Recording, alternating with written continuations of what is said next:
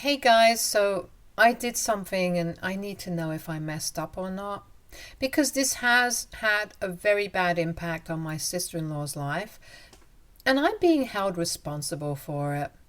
So, my sister-in-law, Jennifer, fake name, 22, female, has been living with me for the past 3 weeks and it's been fine. We haven't faced any issues as such. She's a nice girl. I've always liked her, and we got along well in the past. I'm 30, and so is my husband. We met in college and we got married 7 years ago after dating through college, and we got married soon after. We also have a 4-year-old son, Terry. My husband has been living away from home for most of the week because of his work, and he only comes back on the weekends. I also have to work through the week, so it's been lucky that Jennifer has moved in with us because we don't have to spend any money on a sitter. Terry doesn't start kindergarten until next year, and so far we've been able to avoid sending him to daycare and babysitters because my parents were always ready to take care of him, and my in-laws were too. But we wanted to cut them some slack since they are also getting old, so we thought having Jennifer with us would be a good idea for everyone. Jennifer could have lived with her parents, but my husband thought it would be a good idea for her to live with us because she would get her own personal space with us, since my in-laws were kind of overbearing. She works from home so she can keep an eye on our son, and it has been a good arrangement for us so far. She has been living with us because she's just starting out at her job and her salary is kind of on the lower side because she's working in a brand new company and they're starting out as well. So she can't exactly afford rent right now, which is why my husband told her that she could move in with us because it was fine with me as well. And the fact that she was ready to take care of Terry when she was at home was just an added bonus. We have known each other for a really long time and I trusted her, so I didn't think there was anything off about this suggestion. She's nice, quiet, and mostly keeps to herself. On the weekends, we would all spend the day together because I had weekends off, and my husband would come back home during that time. But recently, I started noticing that Terry had been acting very weirdly around Jennifer. Before this, he had never had a problem with her, but since last week or around that time, I noticed that whenever I was at home, Terry would stick to me and refuse to be left alone in a room with Jennifer. At first, I barely picked up on it because I just thought that he was being a kid and following me around like most kids do. But then it started getting weird because he was never really clingy and liked to be on his own sometimes. So this was strange behavior. And after a while, I decided that I had to get to the bottom of it because I noticed that he was mostly just following me around whenever Jennifer was in the living room. And he didn't seem to want to be around her. So a couple of days ago, I sat my son down and I asked him what was bothering him because I had noticed his behavior around his aunt and I wanted him to tell me the truth about everything. At first, he was very reluctant to talk to me, but I assured him that Jennifer was not in the house and she would not do anything to hurt him. It was the evening. I had just come back home from work and Jennifer had told me that she was leaving to spend the night at a friend's place because they had a party going on. So it was the perfect time. Once I had made sure that Terry knew for a fact that Jennifer was not at home, he started talking and told me that he didn't like being with her anymore. My first instinct as a mother was to obviously ask him if she had done anything to him, and thankfully he said that she hadn't exactly hurt him directly, but he said that he didn't like being locked up in the house all day. I didn't know what that was supposed to mean, so I asked him to elaborate, and he told me that apparently, as soon as I left the house, Jennifer would make sure that she sent him into the nursery and told him to stay there for a couple of hours. He said that he liked exploring the house and the backyard. He didn't like being holed up in one room, but apparently his aunt had told him that if he tried to escape from the room, or if he kicked up a fuss about it, then I would come back home from work and scold him, so he had to stay quiet in that room while he got bored out of his head. I thought it was very strange that she was blocking him in his room, because while it wasn't dangerous per se, it was quite weird and I didn't like the sound of it. Terry told me that he hadn't told me about this so far because he thought that I would be mad at him. But now that I was asking him, he also wanted to let me know that he just really didn't like Jennifer because she would lock him up every day. He said that he wanted to go out in the mornings and that he didn't like being stuck in the room. So I had to do something about it and talk to Jennifer. And he made me promise that I would not scold him for this, and neither would Jennifer.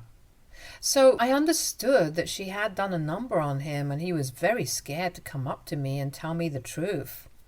This was all very concerning, and I probably should have confronted her about it, but instead, I decided to find out what she was doing exactly, because if it was something shady, I wanted to have proof of her doing it, and if I confronted her, I probably wouldn't get that.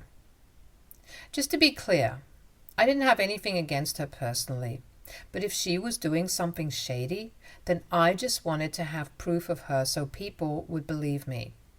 My husband's family is really close, and I didn't want to make any accusations baselessly. So that was my thought process, which is why I called a friend of mine that evening and had him install nanny cams in the living room and the kitchen. They were hidden quite well, and so there was no way people would have known that it was even there if I didn't point it out to them. Terry was also not aware of the cameras because I was afraid that he might let it slip somehow, so I had to have him distracted while the cameras were installed. But once that was done, I only had to wait until the next day that she would be at home so I could get to know what exactly she would get up to while I was not at home. She spent that night at her friend's place and then came back the next morning just as I was about to leave for work. We had a nice, normal interaction before I left, and that was it. But I wasn't actually going to work. I was just going to be next door with my neighbor and watching her on the nanny cams. I had already asked my neighbor about it because I wanted to know if she had seen any suspicious activity in and around my house, or if Jennifer had been having any visitors over, and she had said no. She had very graciously allowed me to check out what was going on from her house, so I would be close enough to intervene if things went south. I could see the door of the nursery from the placement of my camera, and sure enough, just like Terry had told me, merely minutes after I had left, Jennifer forced him into the room even though he kept arguing and didn't seem inclined to go into the room at all. The mics were not close enough to pick up what she was saying, but I could hear the faint sound of arguing in their room after a while, and she shut the door and locked him in. I was very surprised that she did that because Terry was a very quiet child and didn't exactly disturb anybody. So if this was about her work, she had nothing to worry about because she could very well work while keeping an eye on him because he just likes to walk around the house or in the garden. Part of me wanted to rush over to my own house and let my son out, but I wanted to get to know more, so I just let things unfold on their own. For a while, I noticed that she was not doing anything, just sitting on the couch, scrolling.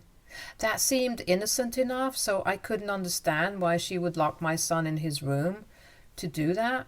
So I waited for about an hour, and then I noticed that she went to the kitchen. So I switched to the kitchen cameras and bingo, there it was. She opened the kitchen door to let a guy in, but he was in a hoodie, so I couldn't understand who it was.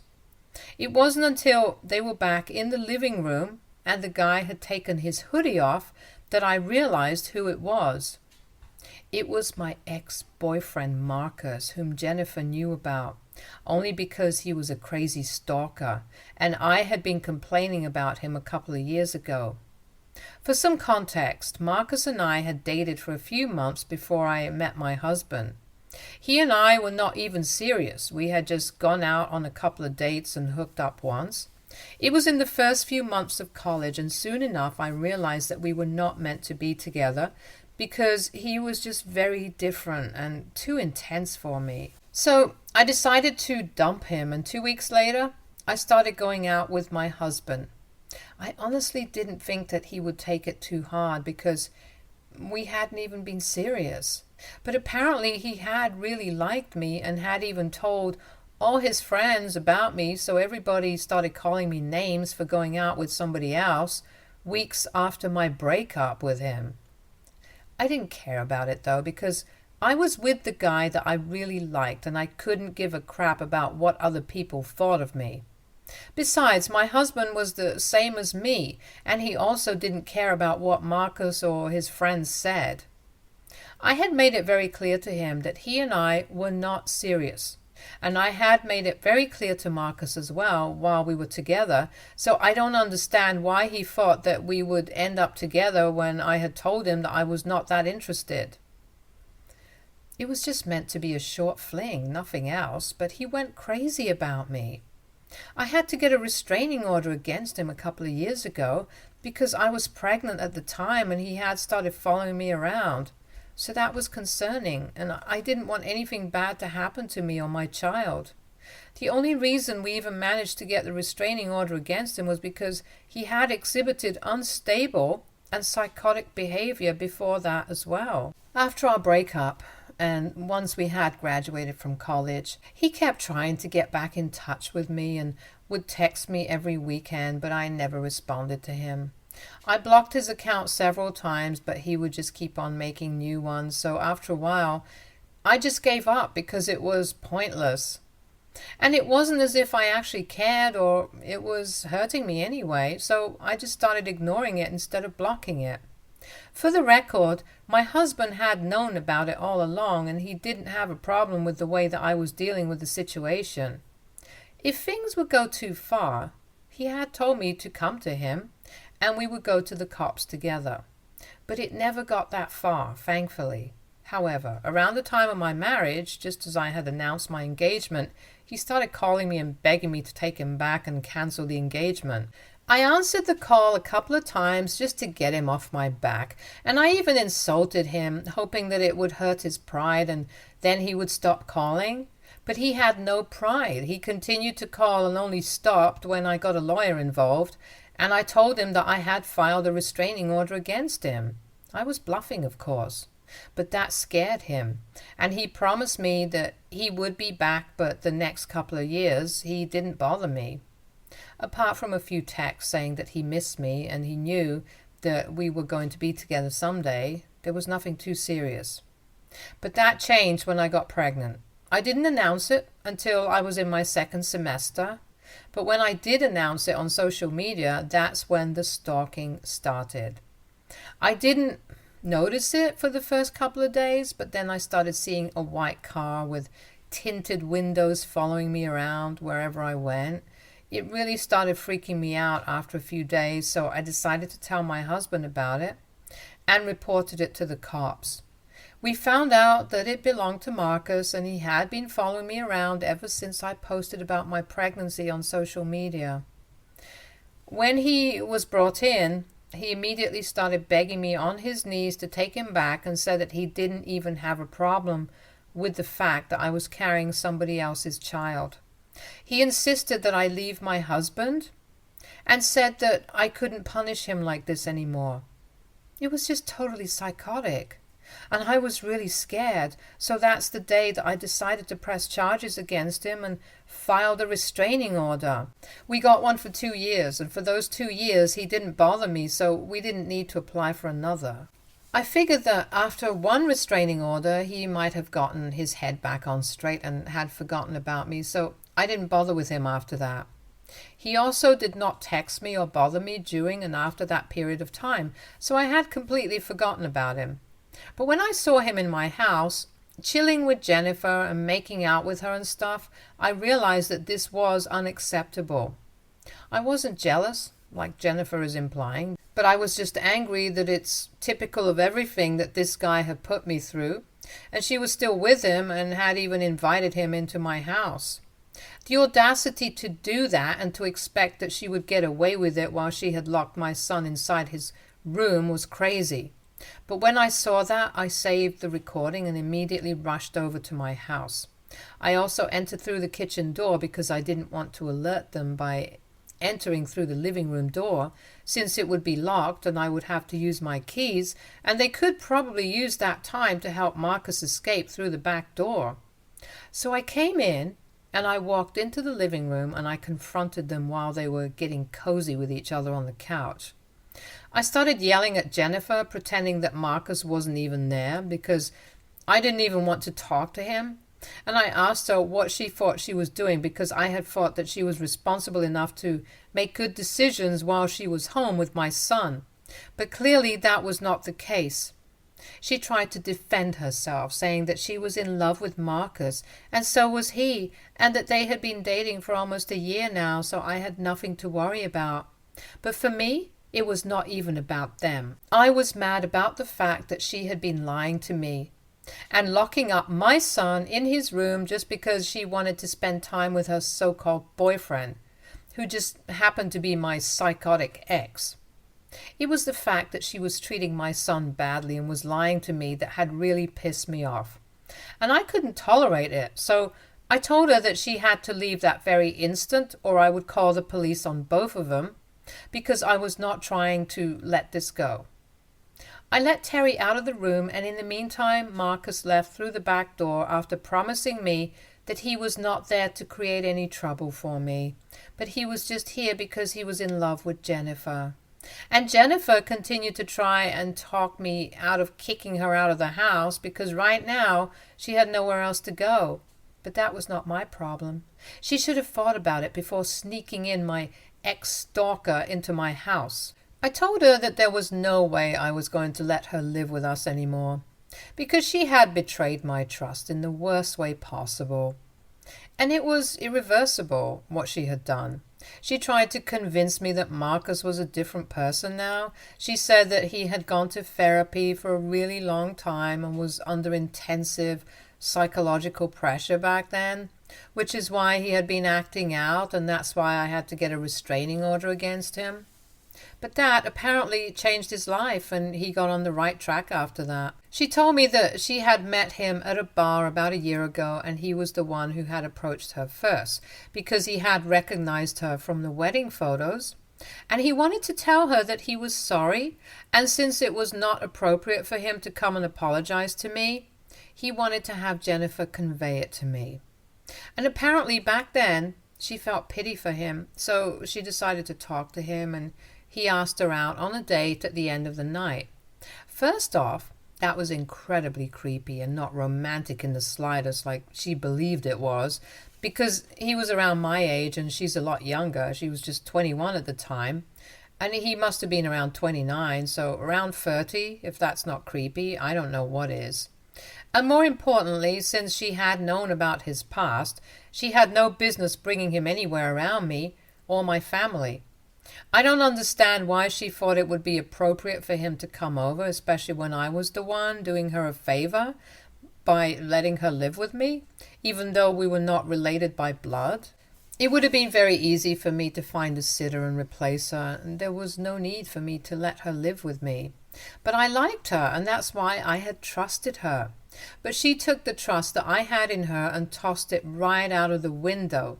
So now, for her to expect that I would still continue to let her live with me and forgive her for what she did was just unreasonable and ridiculous. Besides, it was not even just a thing about Marcus, it was also about how she had been treating my son. Locking Terry in his room so she could canoodle with her boyfriend was not something that I appreciated, and I was not going to let her off the hook for it. So I told her very angrily that she had to leave the house because I was not going to allow her to live with me under any circumstances whatsoever. After a lot of begging and arguing, she finally came to terms with the fact that I had made up my mind and left. The only thing that she had asked of me was that I didn't tell her parents about it because they would be very upset since this was something very wrong. I didn't make any promises. I just stood there silently and watched her leave. After that whole episode, I put Terry down for a nap because it had been a very stressful morning, but I still had to tell my husband about what had happened. And now, here is probably where I might have been the a-hole. There was no need for me to do it, but I was just so angry that I wanted to get back at her for what she did. I was very frustrated that I trusted this person, and instead of valuing my trust and doing right by me, she decided to hook up under my roof with the one person that I hated the most. And I was just so angry about it that instead of sending the footage to my husband, I decided to send it to the family group. And I know that the consequences of doing that would not be good for her, because as I had mentioned before, my husband's family is very close with each other, and they take their relationships quite seriously. Last year itself, my in-laws had cut off one of my husband's aunts because she had been talking crap about my husband, and they were not going to tolerate it. So when I say that they take their relationships very seriously, I mean it. And I knew that when they found out about what Jennifer had been getting up to behind our backs, they would be pissed. But despite knowing that, I went ahead with it, and what happened was something that I had expected. Her parents cut ties with her that day and stopped speaking to her altogether. My husband was also really shocked that this happened and that Jennifer would do something like this. He had almost wanted to press charges against her, but I was the one who asked him to drop it because she was going through enough as it was. After I had sent that video to the group, my in-laws called me to apologize on their daughter's behalf and informed me that they would not be speaking to her ever again. They were very upset, which I knew would happen. And my husband had a similar reaction. They have all cut her off, to sum it up, and right now she has pretty much nobody to go live with. I know this because she texted me a few hours ago and told me that I had basically ruined her life by sending that video to the family group. She doesn't really have a lot of friends, and once she does, she can't live with them because they also live with roommates. Some of them live with their parents, and she would find it very weird to live with those friends. She can't live with Marcus either because he lives with his parents as well, and they don't know about her yet. And he can't tell them because if they found out that she was related to us, they would lose their heads and he would lose a home as well. So now basically she can either find an apartment, which is going to be bad because she can barely afford it on the salary that she has, or she will have to start looking for a better job. But she can't do that while being homeless. So it's a conundrum, and I feel really guilty for putting her into that situation. I know that I shouldn't have to, but I just feel bad because she's in trouble right now, and it's all because of me. I don't know. I feel like my reaction might have been a bit too extreme and driven by anger instead of just wanting to do the right thing. And it's not like I didn't know that this was going to happen. I was fully aware of the kind of reaction that my husband's family would have to something like this. And yet, in spite of knowing that, I sent that video to the family group, and I feel very responsible for what is happening to her.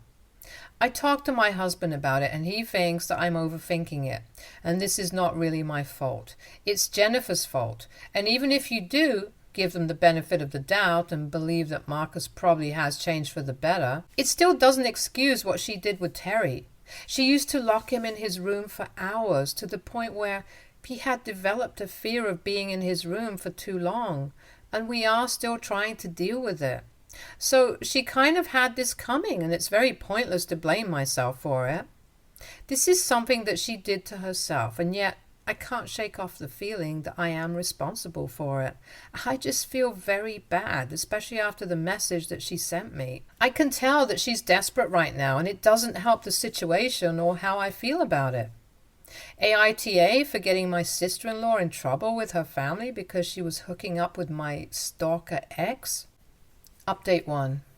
Hey, thanks for the reassurance, you guys. That really helped me deal with the things that have been going on and helped me to process a lot of it. Also, some of you have been asking if I have been thinking about taking my son to therapy. And yes, that has been on the table. My husband and I have been throwing around that idea for a while now, pretty much the day that we found out about his sister. So we might start in a couple of days. Thank you so much for the concern, yet again. Update 2. So my husband, his family, and I received an email from Jennifer today, almost 2 weeks after the incident. It was not an apology in the slightest, much to my disappointment. I don't care, though. She doesn't need to apologize to me because I know I'm not going to forgive her anyway. But the email was to let us know that she and Marcus were still going strong, and that, in spite of our best efforts, they had not broken up yet. She claimed that apparently everything that had happened with me had to happen so that Marcus could eventually meet her, and she could understand that I was jealous of her. But I just had to get over it and accept the fact that he had moved on.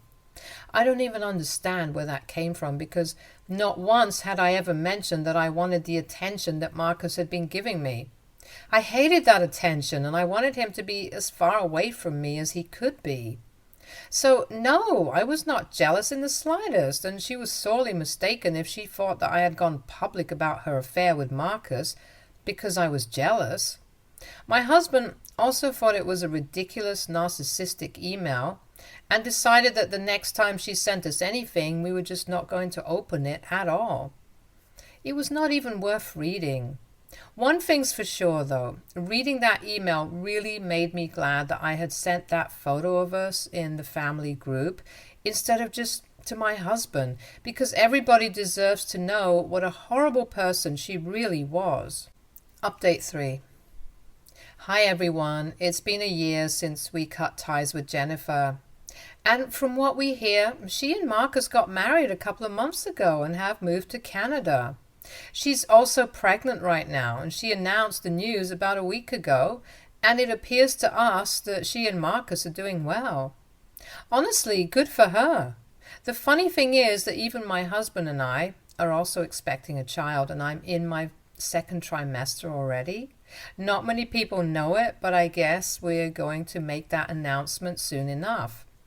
As for Terry, he's very excited to be a big brother, and my husband and I are overjoyed about this.